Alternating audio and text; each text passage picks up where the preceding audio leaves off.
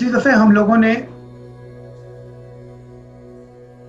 पंचकोश के विषय में बातचीत की थी और हमने ये जाना था कि किस तरह से हमारा जो स्थूल शरीर है, जो हमारा प्रथम शरीर है, जो हमारा सूक्ष्म शरीर है,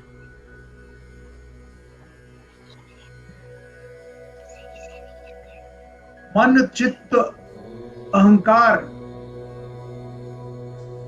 ये सभी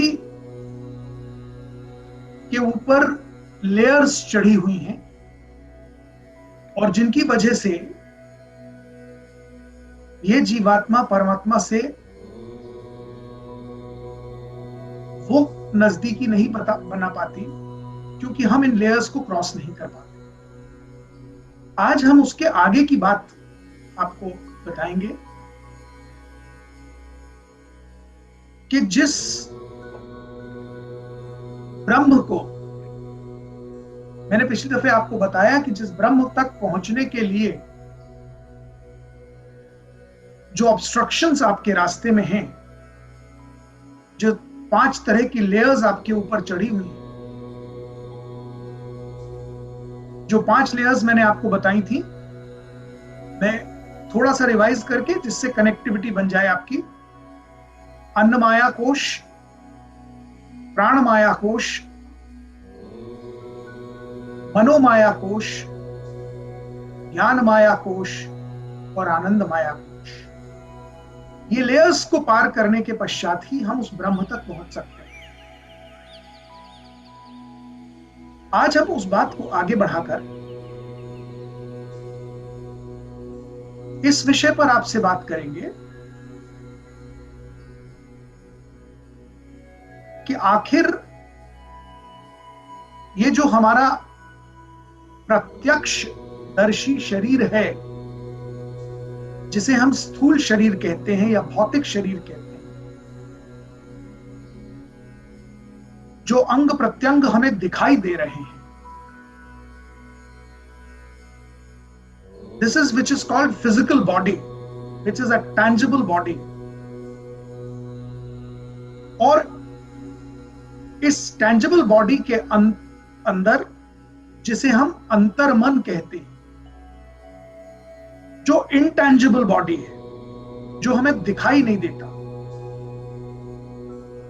वो intangible body जिसको हम अंतर्मन कहते हैं, it is further divided into सूक्ष्म और प्रथम शरीर,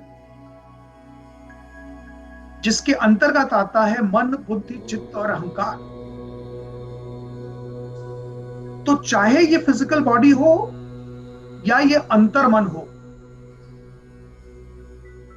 प्रश्न ये है कि ये चलायमान कैसे है? Who's the driving force behind it?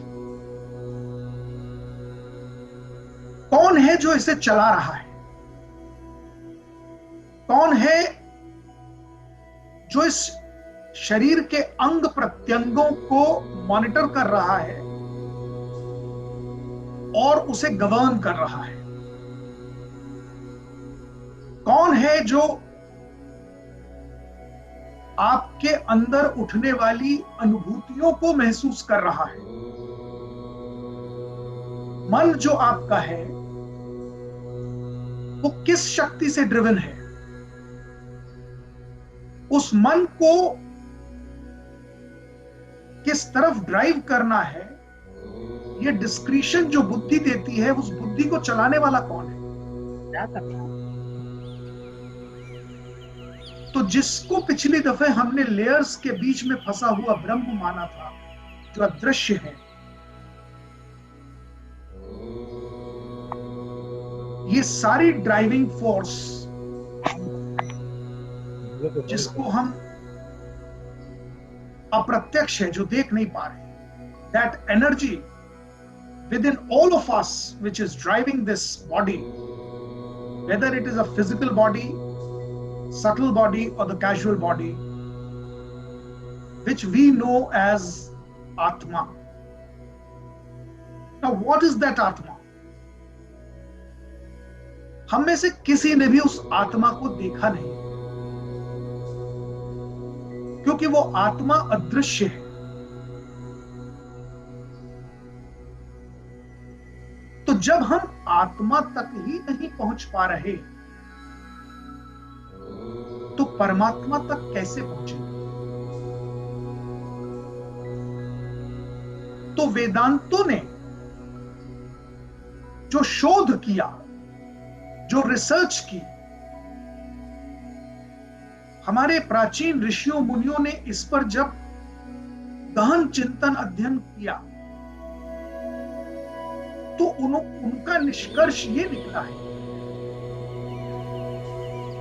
कि वो जीवात्मा जो हमें दिखाई नहीं दे रही, जो आत्मा जिसको हम कहते हैं, जो हमारी ड्राइविंग फोर्स की एनर्जी है, उसी को नाम दिया है प्राण।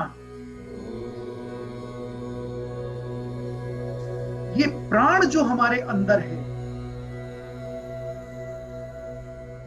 वो प्राण ही इस बॉडी को चला रहा है। तो वो प्राण क्या है? वो प्राण एक प्रकार की अदृश्य शक्ति, जिसको हम आत्मा कहते हैं, वो वायु के रूप में हमारे शरीर के अंदर प्रवेश कर रही है। मनुष्य के जन्म के समय वायु का प्रवेश इस भौतिक शरीर में जो होता है, वो वायु, वो प्राण मनुष्य के अंतिम सांस तक रहता है। जिस समय वो प्राण, वो वायु इस शरीर को त्याग देता है, इस शरीर का कोई महत्व बचता नहीं। और ये वो शरीर जिसे हम मेरा शरीर, मेरे हाथ, मेरे पैर, मेरा मन, मेरी बुद्धि कर रहे हैं, वो कुछ भी मेरा नहीं रहता। वो सब कुछ मेरा तब तक है जब तक प्राण है। तो वेदांत ने इस प्राण पर बड़ा गहन शोध किया है। प्राण वायु जो हमारे शरीर के अंतर्गत आजीवन विचरण करती है, उसको 5 भागों में विभक्त किया है। वेदांतों के अनुसार ये वायु, ये प्राण 5 भागों में विभक्त है, जिनको नाम दिया गया है। पहला है प्राण,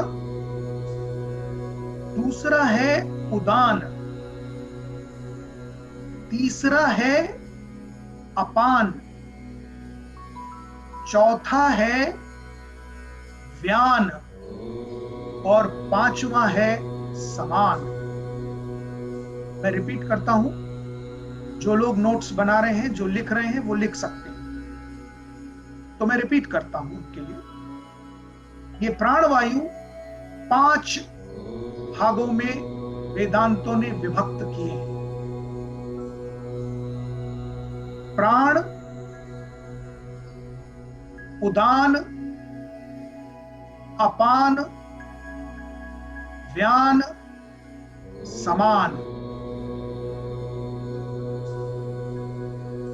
इससे पहले कि हम इन 5 वायुओं को, 5 प्राणों को, इनके फंक्शंस को समझें, मैं यहां पर एक और चीज जोड़ देना चाहता हूं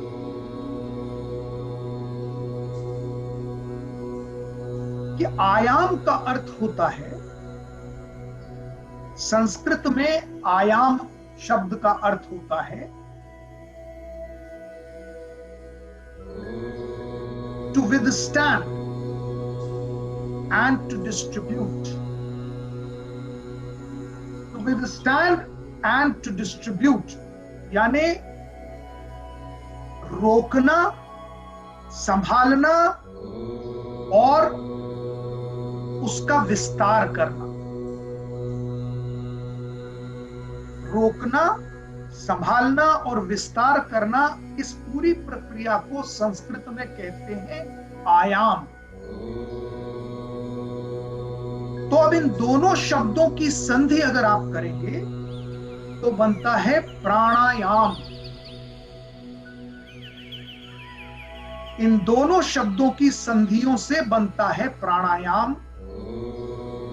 और जिस प्राणायाम का प्रचार प्रसार आज आप बहुत कमर्शियली देख रहे हैं, वो एक बड़ी साइंटिफिक प्रक्रिया है। और वो प्राणायाम करने से पहले प्राण क्या है ये समझना पड़ेगा। पहले प्राण समझेंगे, फिर प्राण का आयाम समझेंगे, और तब पूरी प्राणायाम की प्रक्रिया क्यों की जाती है, उसका क्या उद्देश्य है और उसके क्या लाभ हैं, इसको आज हम समझेंगे। यही आज की विषय वस्तु होगी। आप में से बहुत सारे लोग प्राणायाम करते भी हो, प्राणायाम का अभ्यास आप करते हो,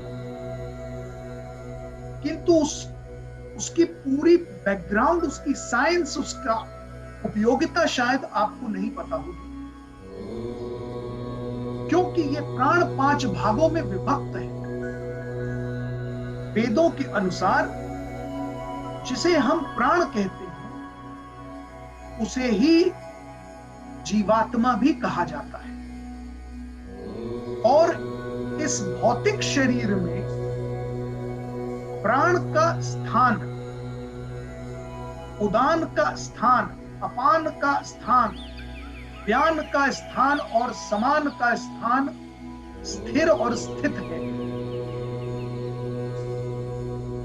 शरीर के किस भाग में कौन सा काम करता है, शरीर के किस भाग में वायु किस प्रकार चलायमान होती है, यह सब कुछ सुनिश्चित है। तो प्राण जो है उसका स्थान इस भौतिक शरीर में हृदय माना गया है। प्राण का स्थान हृदय में माना गया है। इस भौतिक शरीर में जो वायु का हम सेवन कर रहे हैं, जो शरीर में आ रही है और जो शरीर से जा रही है निरंतर, जिस प्रक्रिया को सांस लेने की प्रक्रिया हम कहते हैं, तो प्राण, उस वायु का, प्राण का स्थान हृदय माना गया। हृदय से ही प्राण का, वायु का संचार होता है सारे भौतिक शरीर के अंग प्रत्यंगों में। तो हृदय से जो स्नायु तंत्र निकलता है, जो कि शरीर के अंग प्रत्यंगों तक ब्लड का सर्कुलेशन करता है, उस ब्लड के अंदर सेल्स होते हैं और ये ब्लड के साथ ऑक्सीजन होती है। तो ब्लड सर्कुलेशन के साथ ही ऑक्सीजन भी शरीर के अंग प्रत्यंगों तक पहुंचती है।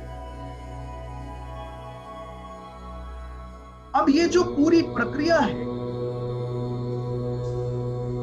जहां पर प्राण मेन है, जो जिसका स्थित, जिसका स्थान हृदय माना गया है, उस हृदय से एक नाड़ी ऊपर की ओर उठती हुई मस्तिष्क तक पहुंचती है। जो नाड़ी हृदय से ऊपर की ओर उठती हुई मस्तिष्क तक पहुंचती है, उसे नाम दिया गया है सुषुम्ना। उसे हम सुषुम्ना नाड़ी कहते हैं।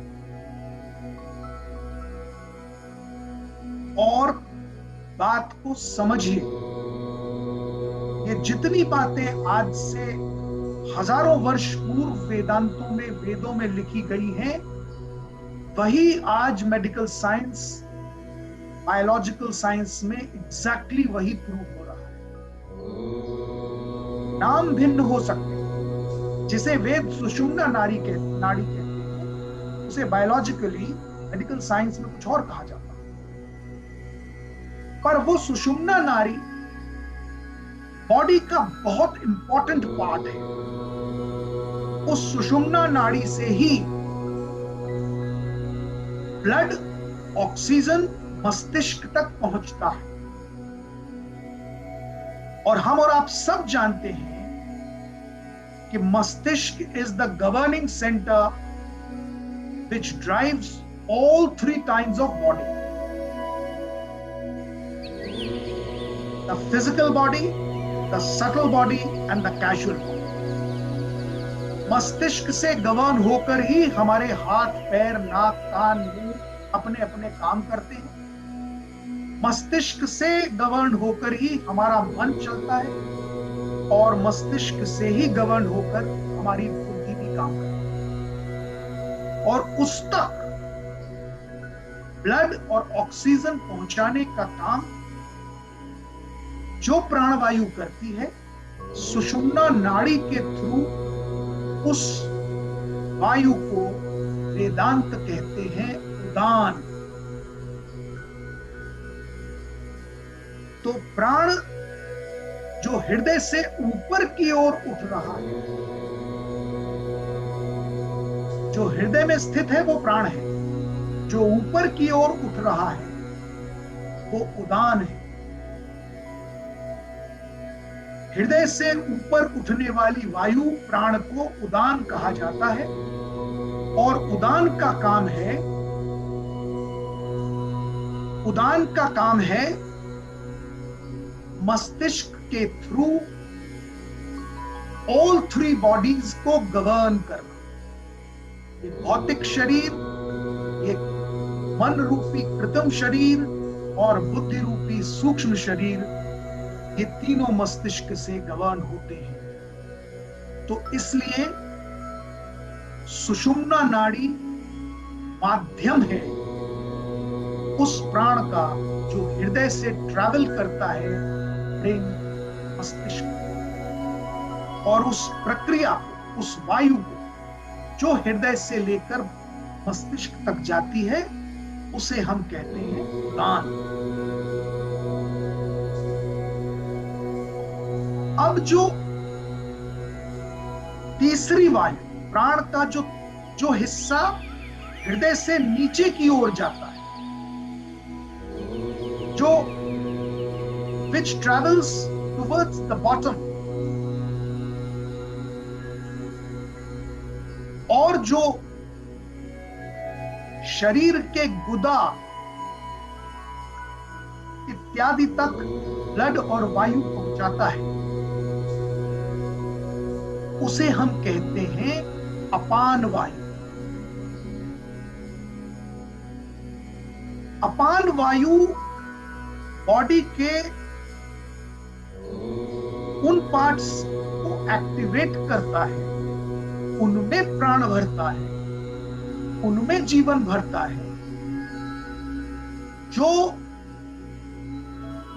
हमारे शरीर के वो वाले अंग हैं जो शरीर के अंदर कंजम्पशन के बाद, भोजन के कंजम्पशन के बाद जो उत्सर्ग करते, जिन चीजों का उपयोग शरीर को नहीं है, सारा जहां शक्ति निचोड़ ली भोजन करने के बाद, भोजन को से ब्लड कन्वर्ट करने का कार्य करता है प्राणवायु।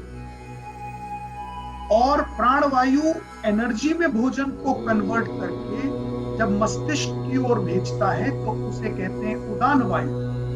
और जब गुदा की तरफ भेजता है, towards the bottom of the body, उसे कहते हैं अपान वायु। और अपान वायु के माध्यम से बॉडी के वो पार्ट्स एक्टिवेट होते हैं जिन्हें हम किडनी, लिवर इत्यादि कहते हैं। और जितना हमारे बॉडी से उत्सर्ग होता है, बल, मूत्र, वीर्य, जो कुछ भी, वो सारा कुछ अपान वायु के माध्यम से।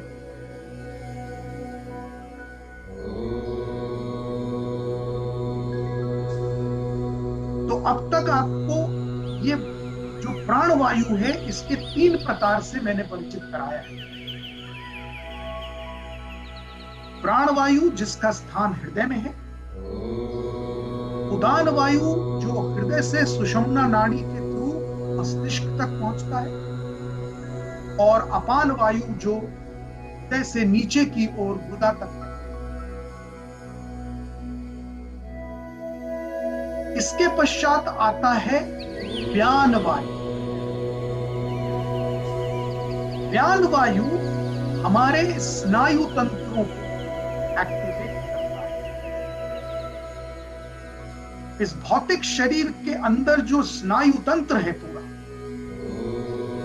वहां तक ऑक्सीजन पहुंचाना, वहां तक वायु पहुंचाना, वहां तक ब्लड सर्कुलेशन पहुंचाना, वहां के सेल्स को एक्टिवेट करना, ये सारा काम व्यान वायु करता है। तो पूरे स्नायु तंत्र को बॉडी के एक्टिवेट करके रखने का काम जो वायु करती है, जो प्राण का प्रकार जो करता है, उसे व्यान वायु कहते हैं। और अंत में आता है समान वायु। व्यान वायु स्नायु तंत्र के आधार पर शरीर की जो त्वचा है, मांस, मज्जा है, इस सबको एक्टिवेट करने का काम व्यान वायु करती है। इसके ठीक विपरीत जो समान वायु है, वो शरीर के हड्डियों को जो रिक्विजिट पौष्टिक आहार चाहिए, उसको प्रदान करने का काम है। समान वायु का नाम ही आप समझ सकते हैं, जो शरीर का संतुलन बनाए रखने में अपनी उपयोगिता देता है। पूरे शरीर का जो संतुलन बनाया हुआ है, जो सारे शरीर के स्ट्रक्चर को एनर्जी दे रहा है, उसे कहते हैं समान वायु।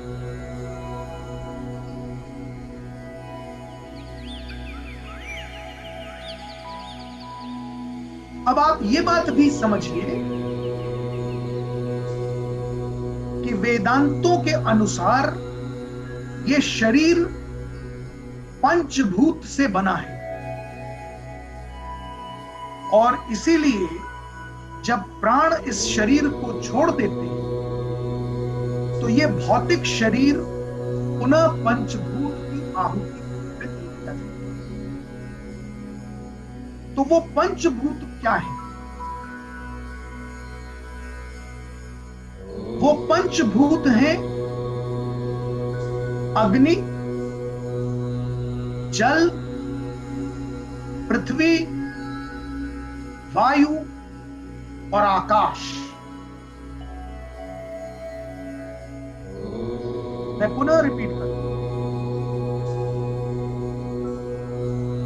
पंचभूत जिनसे ये शरीर बनता है, वो पंचभूत हैं अग्नि, वायु, जल, पृथ्वी और आकाश। तो चूंकि पंचभूत से बना हुआ ये शरीर है और 5 प्राण इस शरीर को चलायमान रख रहे हैं, तो ये जो 5 प्राण हैं, इनको पंचभूत से कनेक्ट किया गया है।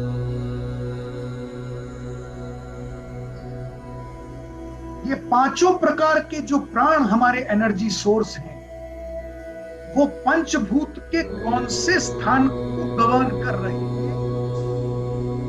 ये सब कुछ वेदांतों ने प्राणवायु को पंचभूत से कनेक्ट किया।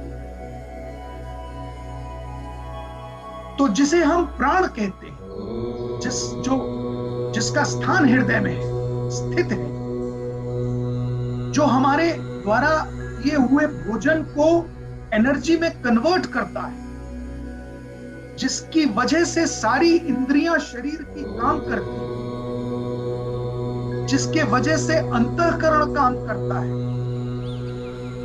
मन बुद्धि चित्त अहंकार का ड्राइविंग फोर्स जो प्राण है, उसे वेदांतों ने अग्नि यानी सूर्य का स्थान दिया है। एनर्जी का सोर्स प्राण पंचभूतों में अग्नि, सूर्य, तेज,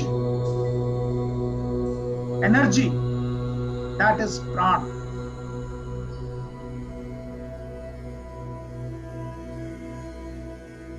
इसी प्रकार उदान, जो सुषुम्ना नाड़ी से मस्तिष्क तक जो वायु पहुंचती है, वह उदान, जिसको हमने पंचभूतों में जल का स्थान दिया है।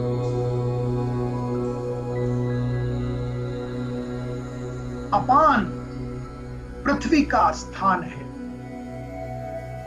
जो बॉटम की तरफ ट्रैवल करती है, जो शरीर की गंदगी के उत्सर्ग का काम करने के लिए बॉडी के उन पार्ट्स को एक्टिवेट करती है, तो पंचभूतों में पृथ्वी के नाम से परिचित है। व्यान, व्यान को पंचभूतों में वायु से कनेक्ट किया, क्योंकि ये शरीर के पूरे स्नायु तंत्र को एक्टिवेट करती है। व्यान वायु पूरे शरीर के स्नायु तंत्र को एक्टिवेट करती है। शरीर की त्वचा, मांस, मज्जा सबके अंदर शक्ति का संचार करती है। और अंतिम समान वायु को आकाश से कनेक्ट किया है। तो ये जो पांच भूतों का शरीर है, पंचभूत शरीर हम कहते हैं, इन पंचभूतों के अंदर ये पांच प्राणों की जो एक्टिविटी है, उनका ये स्थान है। और अब आप ये समझ लीजिए, इन पंचभूतों के शरीर के अंदर पांच कर्मेंद्रियां हैं और पांच ज्ञानेंद्रियां हैं, और एक है मन। ये सब कुछ, जो कुछ भी एक्टिवेट हो रहा है, वो सब प्राण से एक्टिवेट।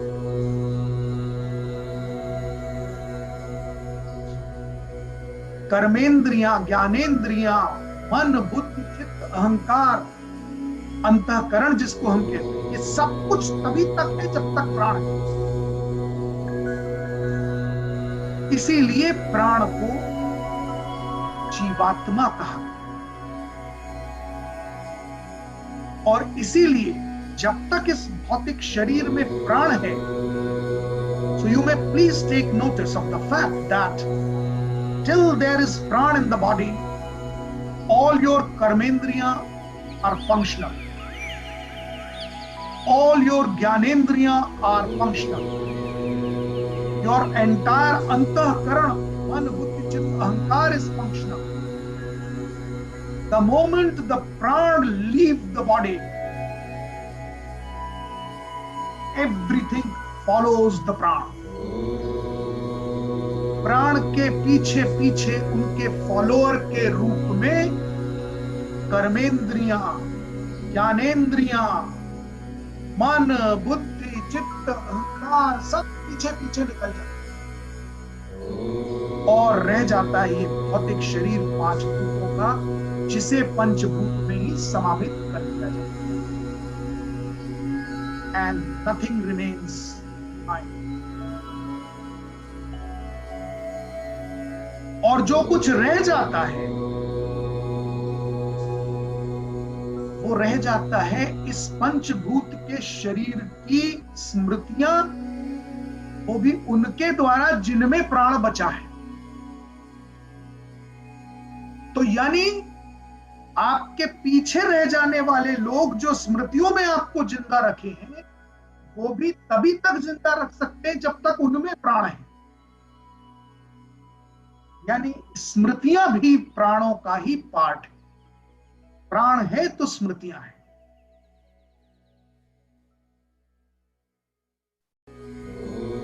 और जो सीक्वेंस हमारे वेदांत देते हैं, वो सीक्वेंस भी मैं आपको बताता हूं कि प्राण का क्या महत्व रखा गया है, किन चीजों से ऊपर प्राण को रखा गया है और किसके नीचे प्राण को। What is the hierarchy given by Vedanta, which we need to understand in order to reach to that Brahma, which is our ultimate goal.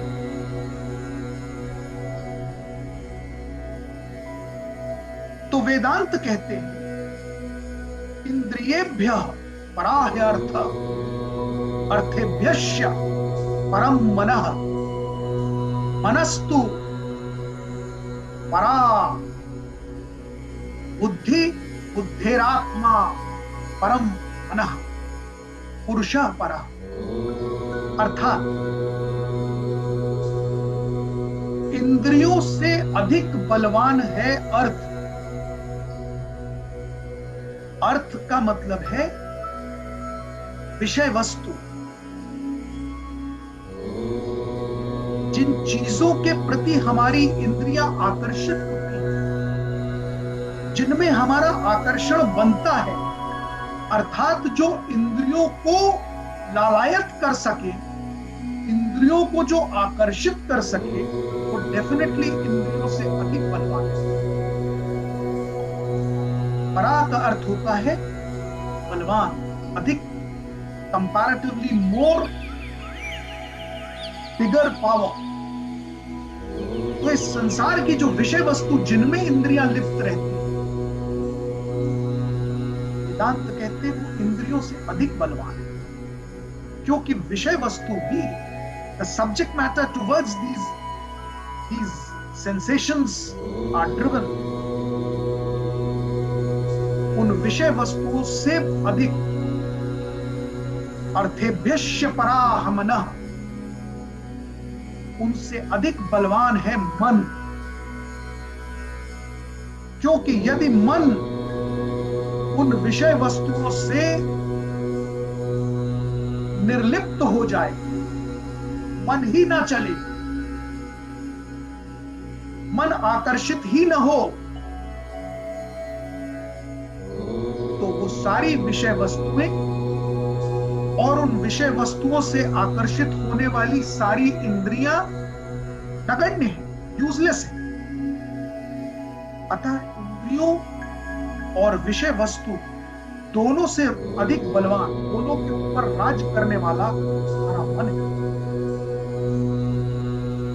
मनस्तु परा बुद्धि, और मन से अधिक बलवान है बुद्धि। वो बुद्धि जो कई बार बहुत सारी चीजों पर मन चलने के बावजूद मन को कंट्रोल कर सकती है। The discretion, the intellect which you have, which makes you determine what is right and what is wrong, what is to be opted for, what is not to be opted, where to act and where to omit to act. This is all discretion. This intellect is buddhi, which is more powerful than मन। इसलिए उसका स्थान मन से ऊपर रखा।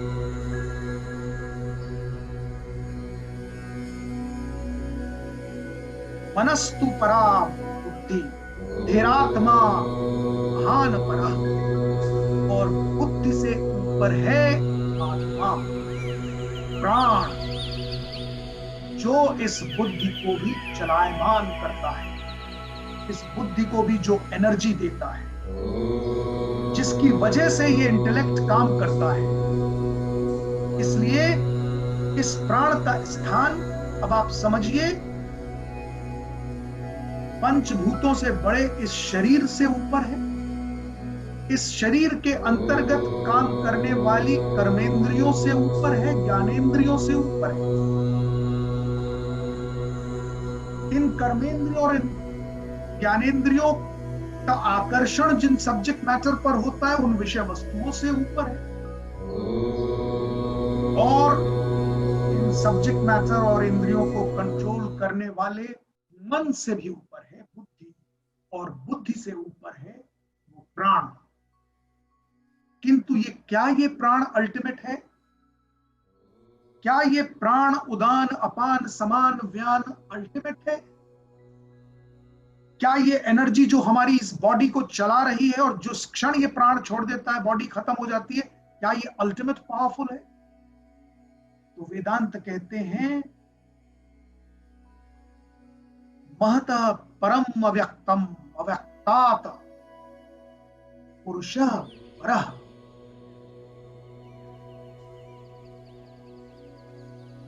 अर्थात इस बुद्धि से परे, इस बुद्धि की कैपेसिटी के beyond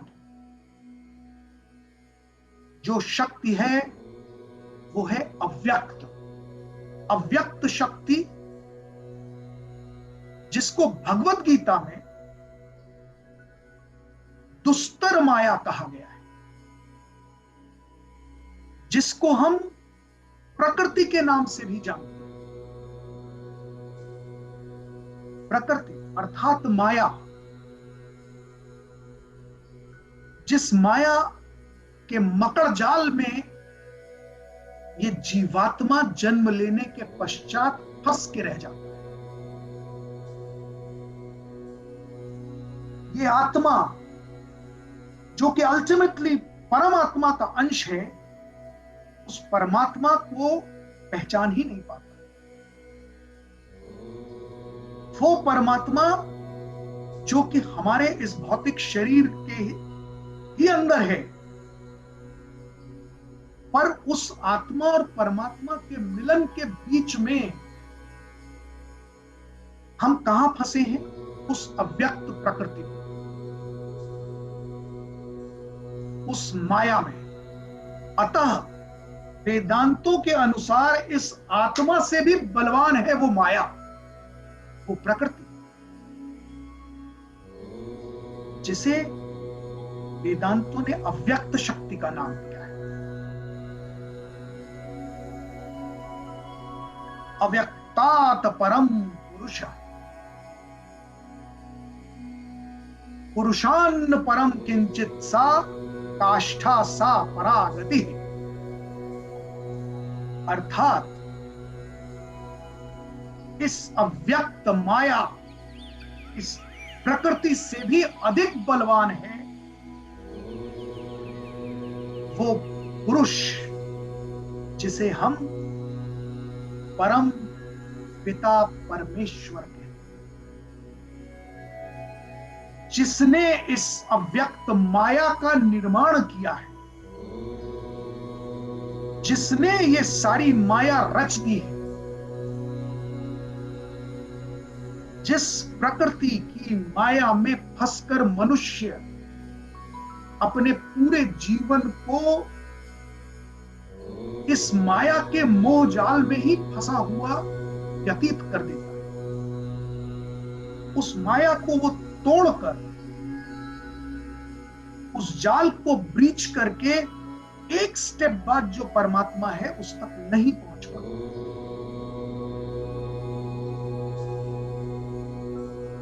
There are exceptions to this. बहुत सारे ऐसे व्यक्तित्व हैं जिन्होंने वो अचीव किया है, उनका साक्षात्कार परम ब्रह्म से हुआ है, और ऐसे विरले लोगों को ही परमहंस की उपाधि मिलती है। वो परमहंस हैं जिन्होंने उस पुरुष तक अपनी आत्मा को पहचान लिया, पहुंचा लिया और इस अव्यक्त शक्ति माया को ब्रेक कर दिया। बड़े गिने चुने ही इतिहास में मिलते हैं। प्राचीन ऋषियों के बाद करंट सिनेरियो में रामकृष्ण परमहंस का नाम ही सामने आता है, जिन्होंने वो अव्यक्त भी ब्रीच किया। तो मैंने आपको प्राण को सेंटर में रख के उसके असेंडिंग ऑर्डर और डिसेंडिंग ऑर्डर दोनों को समझाया। और जहां पिछली बार बात छोड़ी थी कि आप उन लेयर्स को पंचकोश की ब्रीच करके कैसे ब्रह्म तक पहुंच सकते हैं, जिस प्रक्रिया को ध्यान का नाम दिया जाता है, जिसको ध्यान डायरेक्टली आज लगाने लगे हैं लोग, और फिर वो ध्यान लगता नहीं है तो डिसइल्यूजन्ड होते हैं, डिस्करेज होते हैं, क्योंकि ध्यान तक पहुंचने की एक प्रक्रिया है। अगर आप उस पूरी प्रक्रिया को पूरा नहीं करेंगे तो आप ध्यान तक पहुंचेंगे नहीं, और ध्यान तक नहीं पहुंचेंगे तो ये जीवात्मा प्रकृति का भेद तोड़कर परम पुरुष तक नहीं पहुंच सकती, ब्रह्म तक नहीं पहुंच सकती। तो जिस चीज को बुद्धि से प्राप्त नहीं कर सकते, क्योंकि बुद्धि की क्षमता के बियॉन्ड है उस अव्यक्त माया को ब्रेक करना। और जब बुद्धि बाकी सारी चीजों से अधिक श्रेष्ठ है, बलवान है, और वो बुद्धि भी जहां नगण्य है, तो मार्ग क्या है? तो पिछली दफे मैंने आपको एक अष्टांग आसन का उपयोग करने का एक छोटा सा स्टेप बताया था कि वो अष्टांग आसन से आप शुरुआत करें। आई एम श्योर आप में से कई लोगों ने उसका प्रयास भी किया होगा, क्योंकि बात ये समझनी पड़ेगी कि जो ये ध्यान की प्रक्रिया, उसके स्टेप्स में ही एक स्टेप है इस प्राण को रेगुलेट करना। और जैसा मैंने आपको बताया कि रेगुलेट करने की प्रक्रिया को कहते हैं आयाम, और उसे कहते हैं प्राणायाम। प्राण को रेगुलेट करने की प्रक्रिया प्राणायाम। तो प्राणायाम के 3 चरण हैं वेदांतों में। द होल प्रोसेस ऑफ प्राणायाम, उसके प्राणायाम के प्रकार कई हो सकते हैं। हो सकता है आप कपालभाति करते हो सकता है आप अनुलोम विलोम करते हो, ये सब तो उसके प्रकार हैं। पर बेसिक वेदांतों ने जो क्लासिफाई किया है प्राणायाम को, कौन से 3 आयाम हैं? वो 3 आयाम हैं जो आपके पूरे प्राणायाम के प्रकारों को गवर्न करते हैं। इन 3 आयाम के बियॉन्ड जाकर आप किसी भी तरह का कोई प्राणायाम नहीं कर सकते, बाकी कोई प्रकार आप कर नहीं सकते।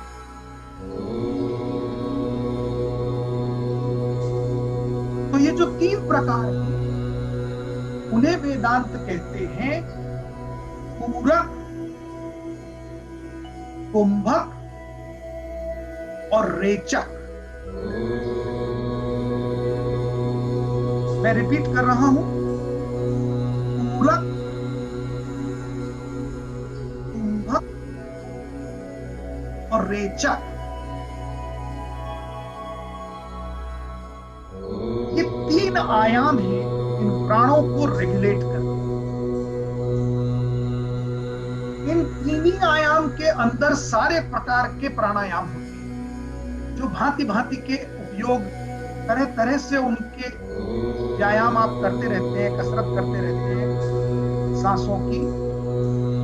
कोई अनुलोम विलोम कर रहा है, भ्रामरी कर रहा है, कपालभाति कर रहा है, पर वो आयाम तीन ही हैं: पूरक, कुंभक, रेचक, जिन्हें हठयोग में हम कहते हैं अभ्यांतर वृत्ति, स्तंभ वृत्ति और बाह्य वृत्ति। इन्हीं वेदांतों में जिसे पूरक, कुंभक, रेचक कहते हैं, हठ योग में इसे अभ्यांतर वृत्ति, स्तंभ वृत्ति और बाह्य वृत्ति कहते हैं।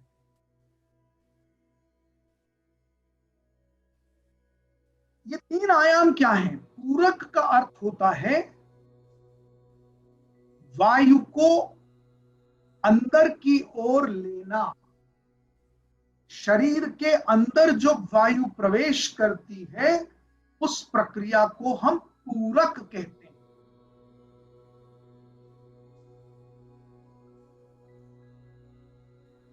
शरीर के अंदर गई हुई वायु को स्थिर करना, रोकना और उसे शरीर के अंदर विस्तार करना, इस पूरी प्रक्रिया को हम कुंभक कहते हैं।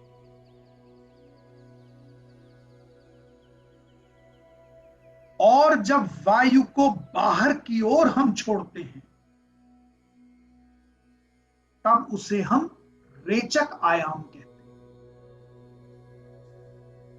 तो अब आप समझिए, इस प्राण वायु को रेगुलेट करने के जो तीन आयाम हैं: पूरक यानी वायु को अंदर लेना, कुंभक यानी वायु को अंदर रोकना और शरीर के अंग प्रत्यंगों तक विस्तार होने देना, और रेचक यानी बाहर छोड़ना। अब आप देखिए, यही तीनों आयाम के आधार पर तरह तरह के प्राणायाम के प्रकार किए जाते हैं। चाहे वो कपालभाति हो, चाहे वो अनुलोम विलोम हो, चाहे वो भ्रामरी हो, ये सब है प्रकार इन्हीं तीन आयामों का ही, इसके बियॉन्ड कुछ नहीं। How in a variety of way you can regulate this प्राणवायु। जैसे कि हम जब शरीर का, भौतिक शरीर का व्यायाम करते हैं, तो तरह तरह के व्यायाम करते हैं, और objective is very clear that we have to keep the body fit.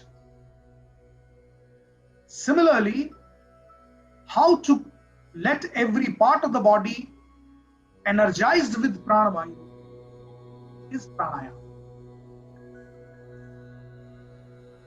तो प्राणायाम के किसी भी प्रकार को आप कीजिए, पर जो ध्यान देने वाली बात यह है, जो वेदांतों का ज्ञान आपको समझा रहा है, कि चूंकि आपके शरीर को चलाने की पूरी प्रक्रिया जो एनर्जी कर रही है वो प्राण है,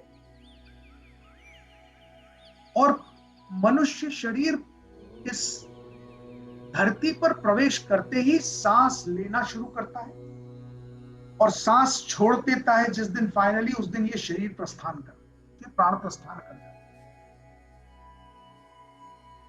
तो किस तरह से हम इस प्राणवायु को रेगुलेट करके आयु को कंट्रोल कर सकते हैं? वायु से ही आयु कंट्रोल।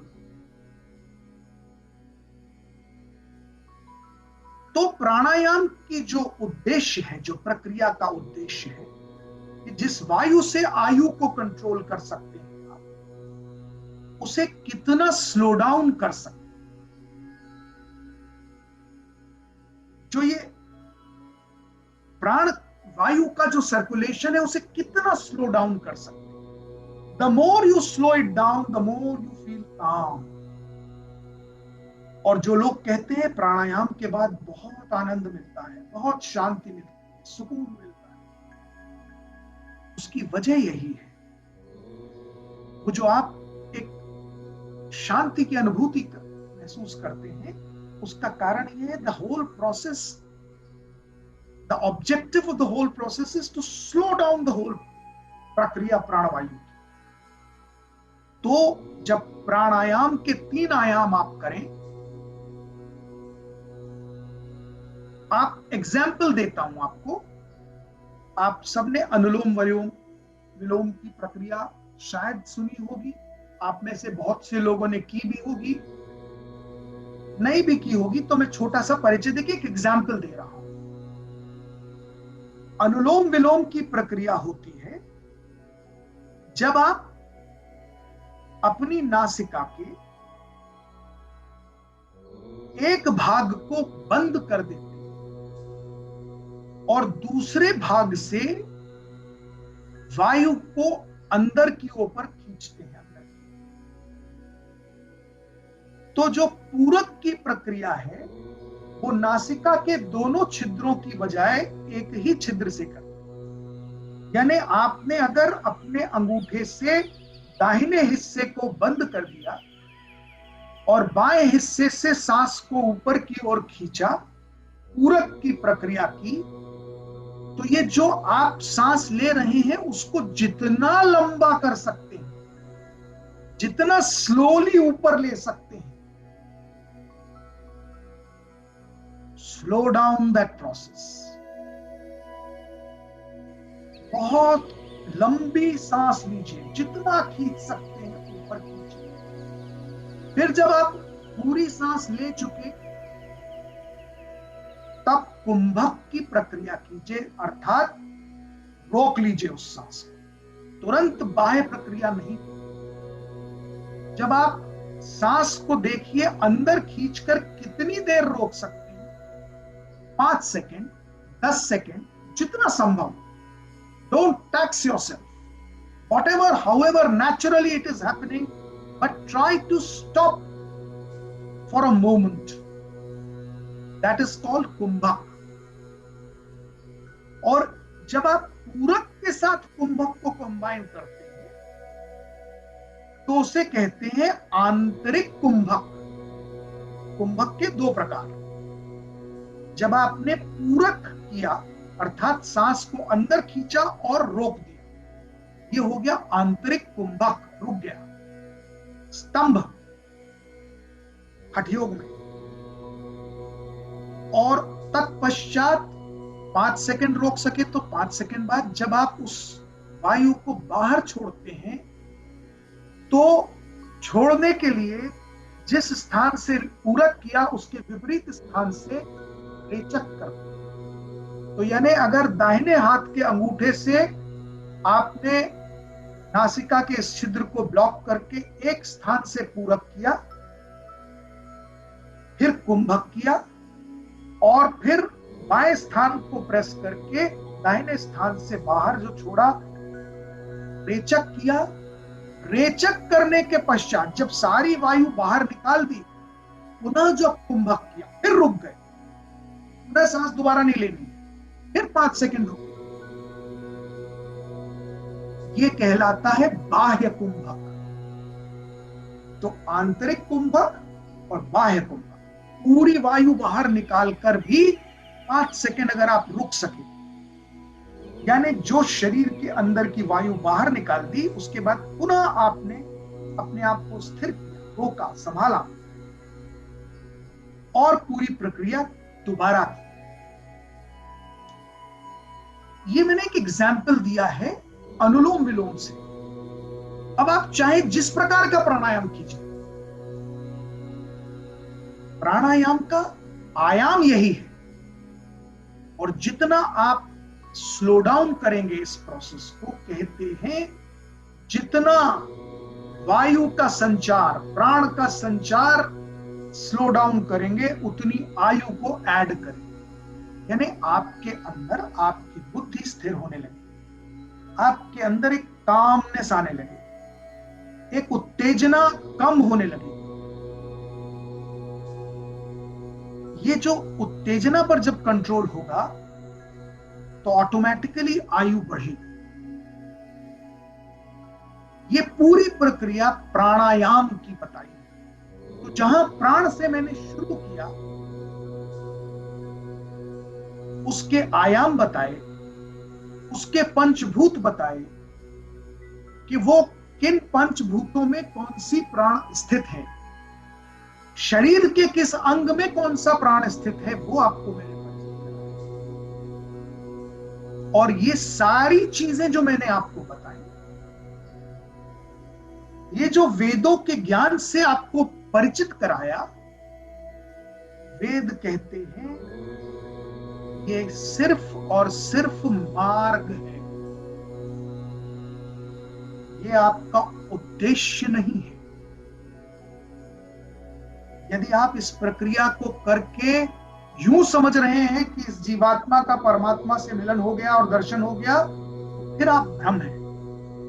ये सिर्फ और सिर्फ एक मार्ग है,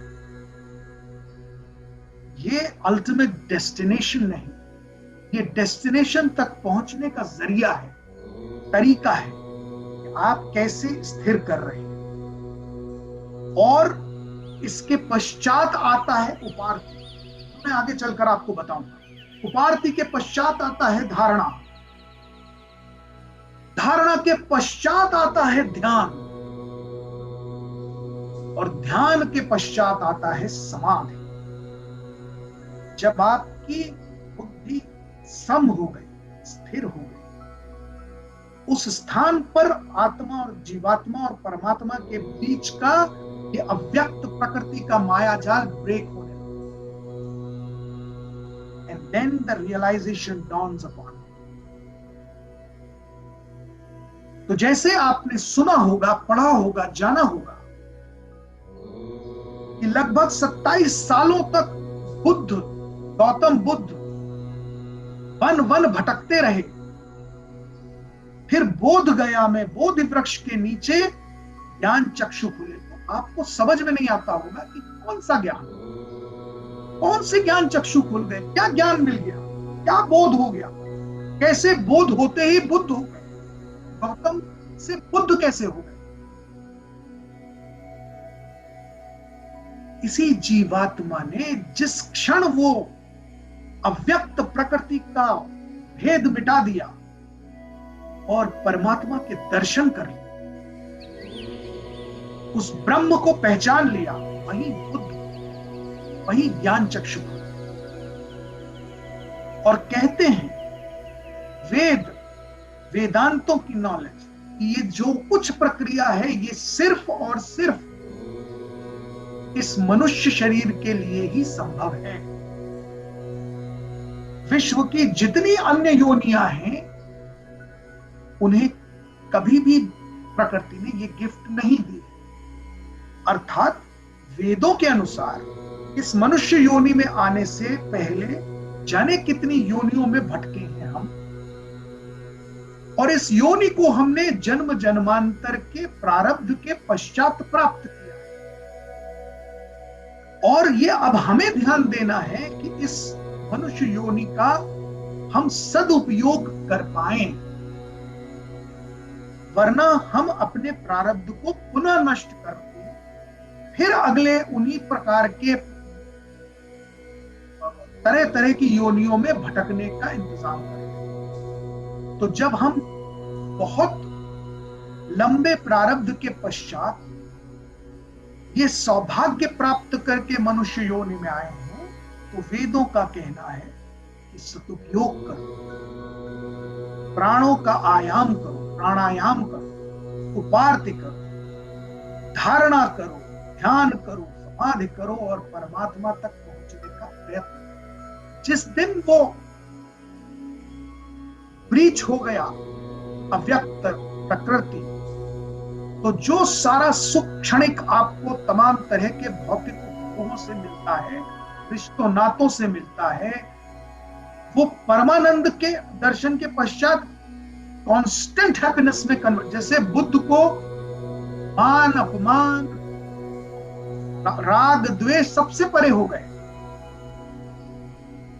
क्योंकि जिस आनंद की अनुभूति कर ली, जिस पेनल्टिमेट हैप्पीनेस के पॉइंट पर पहुंच गए, उसके आगे सारे आनंद, सारे सुख फीके हैं। हम जो छोटी छोटी चीजों में सुख ढूंढते हैं, आनंद ढूंढते हैं और अनुभव भी करते हैं कि चंद दिनों में वो सुख खत्म हो गया, फिर नए सुख की तलाश, फिर भी हम उस प्रकृति अव्यक्त माया को भेद नहीं।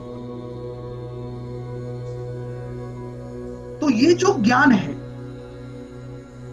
जो वेदों के माध्यम से आप तक पहुंच रहा है, वेद इसे भी क्लासिफाई करते हैं। वेद कहते हैं ये सारा ज्ञान भी ज्ञान का एक पक्ष ही है। It's only one part of the whole knowledge which Ved carry. Ved, which means knowledge. Vid, jnana. And this can only tell you the path to reach to Paramatma, to reach to that penultimate goal of happiness. परम आनंद तक पहुंचने का ये एक मार्ग बता रहे हैं।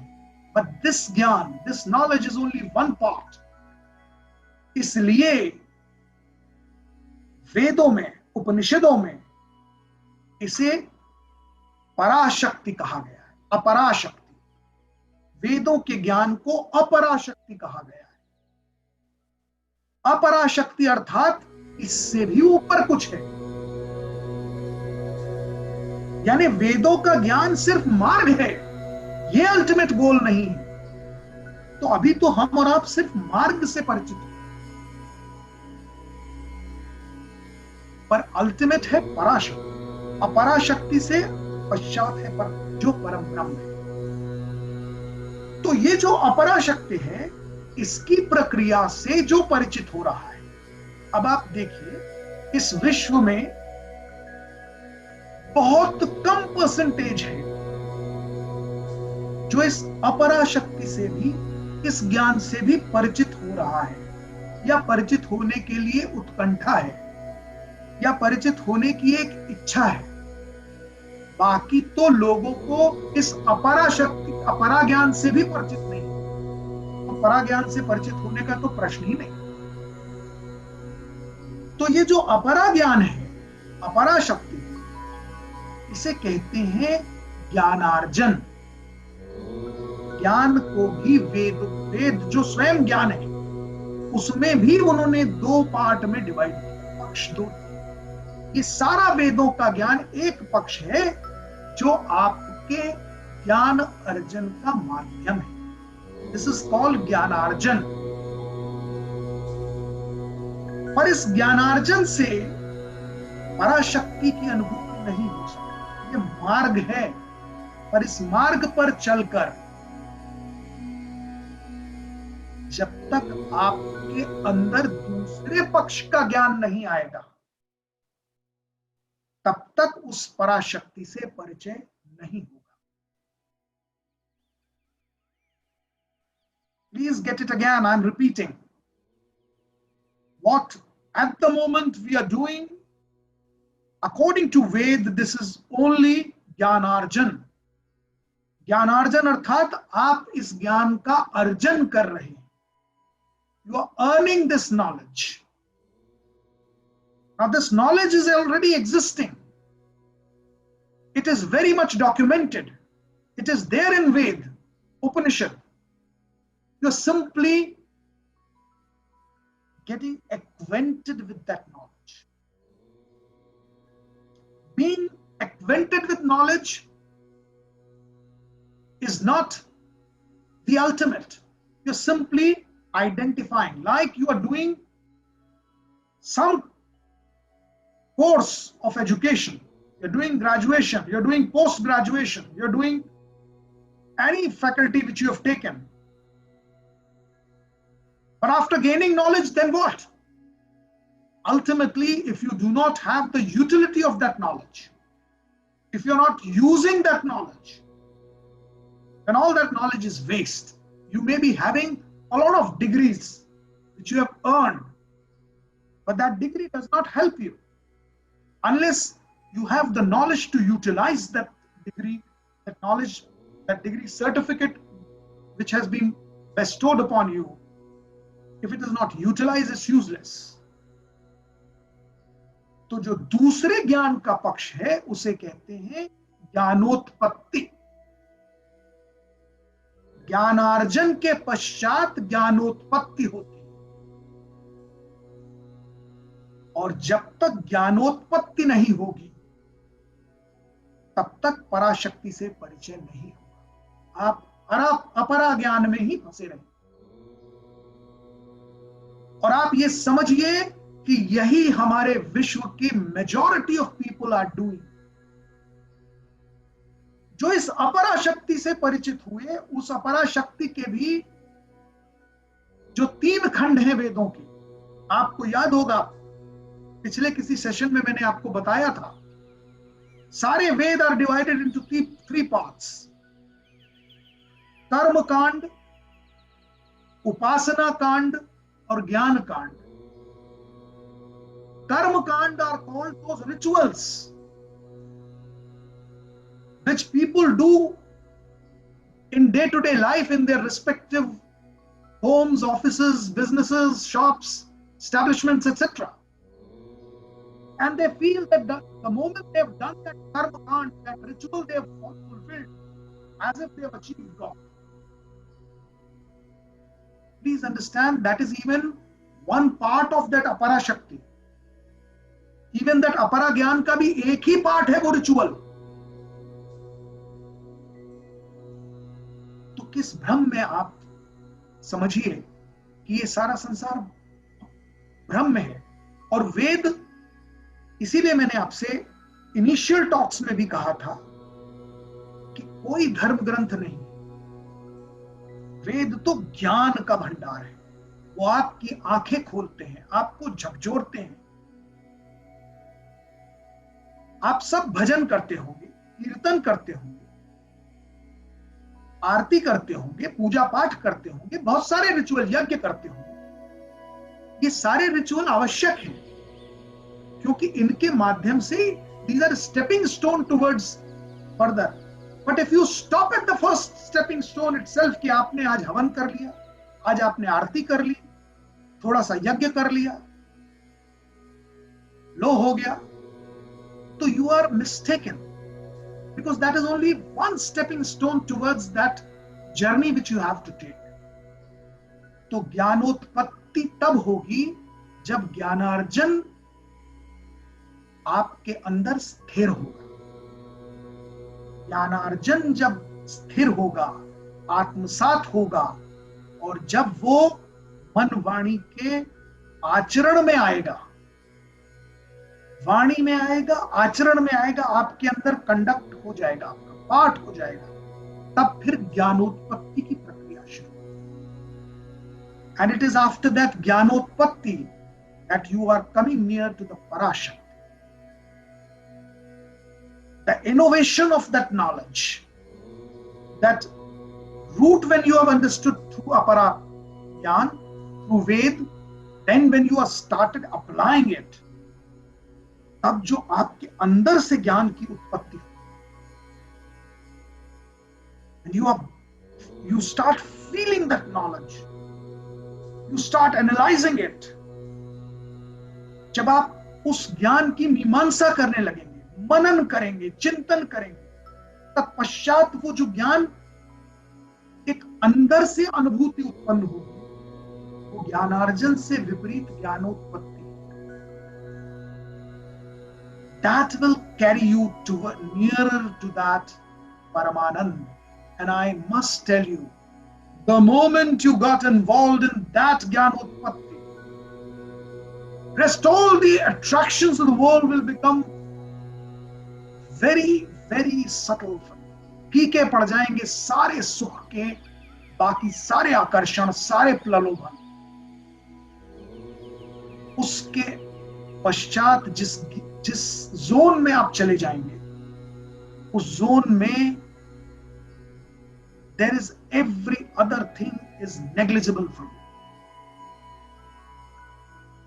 तो जैसा मैंने पिछली बार आपको एक होमवर्क दिया था अष्टांग आसन का, उसी प्रक्रिया को आगे बढ़ाते हुए आज मैं आपसे अनुरोध करूंगा कि यदि आपने वो अष्टांग आसन 5 मिनट तक स्थिर रहकर अचीव किया है तो उसे तो कंटिन्यू कीजिए, पर अब उसी के साथ पूरक, कुंभक, रेचक का भी प्रयत्न कीजिए। And feel that sensation, feel the difference. जब हम अगली बार अगले सेशन में मिलेंगे तो आप ये पाएंगे कि you are gradually adding up something into your personality. You're getting equipped with a different knowledge and you're moving towards a different zone. मैंने पिछली दफे आपसे व्रत पर भी बात की थी और आपको परिचय कराया था इस बात से कि भूखे रहना उपवास या व्रत होने की सिर्फ एक प्रकार है। आप किसी भी तरह का व्रत ले सकते हैं। यह भी एक व्रत है कि मैं 24 घंटे में 5 मिनट अष्टांग आसन में बैठूंगा। ये व्रत है आपका, निभाइए इस व्रत को। देखिए कितना चैलेंजिंग है। हर दिन आपका शरीर ही आपको बहाने बना के देगा, अरे भाई आज टाइम नहीं मिला, अरे भाई आज संभव नहीं हो पाया। You are bound to miss those sessions, पर प्रयत्नशील रहिए। तो अष्टांग आसन कीजिए, व्रत के रूप में लेकर कीजिए, और अगले सेशंस के बीच में मेरा आपसे अनुरोध है कि पूरक, कुंभक और रेचक का प्रयास कीजिए। Try to slow down your प्राणवायु ग्रेजुअली। हम आपको ध्यान तक पहुंचाएंगे। ये आपका अनुरोध मुझे याद है, मेरी स्मृतियों में है। आपने बहुत शुरुआत में कहा क्या हम ध्यान कर सकते हैं? हम ध्यान की ओर ले चलेंगे, हम पहुंचेंगे उस स्थान पर। आज के लिए बहुत धन्यवाद। आप सबको प्रणाम।